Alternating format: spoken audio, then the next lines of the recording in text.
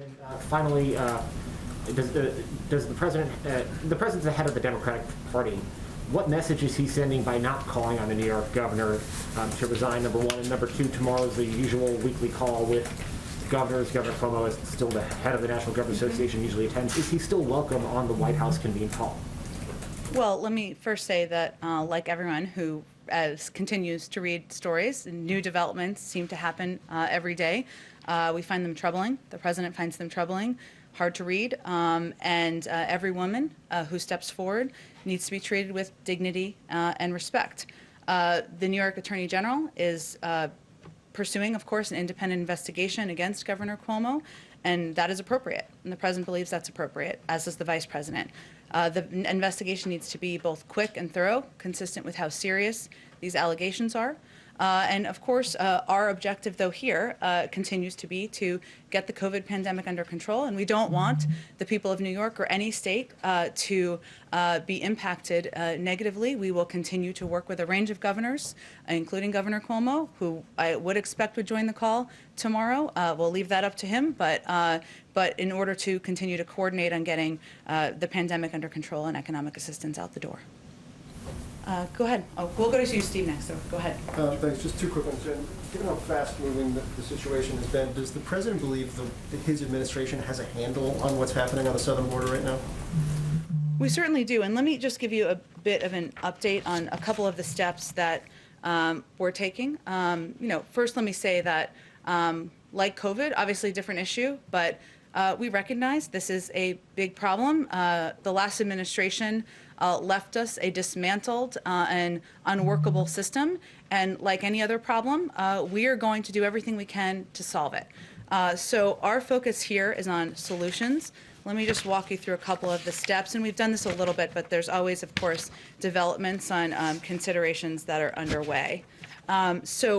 First, we've updated, or we have not, but CDC has updated guidelines to return to full capacity. This will help expand capacity to move children more quickly out of CBP facilities.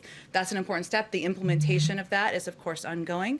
There's now an embedding at the president's ask of HHS and ORR staff with CBP, which will allow government to more quickly ID, vet, confirm sponsors and family members of the unaccompanied minors, and will lead to quicker placement. Because as you know, or as all of you know, big issues here are expediting what's happening at the border. None of these Border Patrol facilities are made for children, and we want to move them as quickly as possible into shelters and then into homes. FEMA, this was an announcement over the weekend, is now supporting, providing support at the border, adding extra capacity to HHS for quick processing to avoid overcrowding. We hope this will help quickly get children into HHS and ORR facilities and placed with vetted sponsors and families. The president's very focused on expediting what's happening at the border at every step in the process.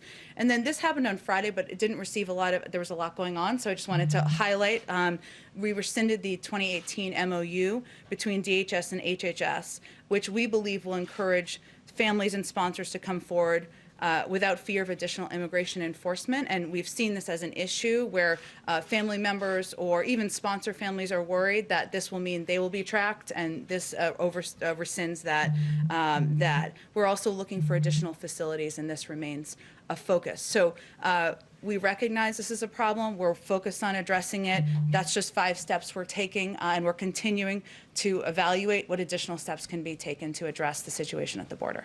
One more real quick. For the $130 billion in education funding, one of the big issues with past pots of ed funding is it will be obligated, but getting it spent takes time. Will that be part of Gene's mandate, ensuring the money's not just obligated, but it actually goes out the door to make the fixes that these schools need to actually get students back into place? He'll absolutely be coordinating with the Secretary of Education, Secretary Cardona, who's going to be holding an education summit soon. I believe it might be next week. I'm not sure if they've announced it yet, so hopefully I'm not getting ahead of them.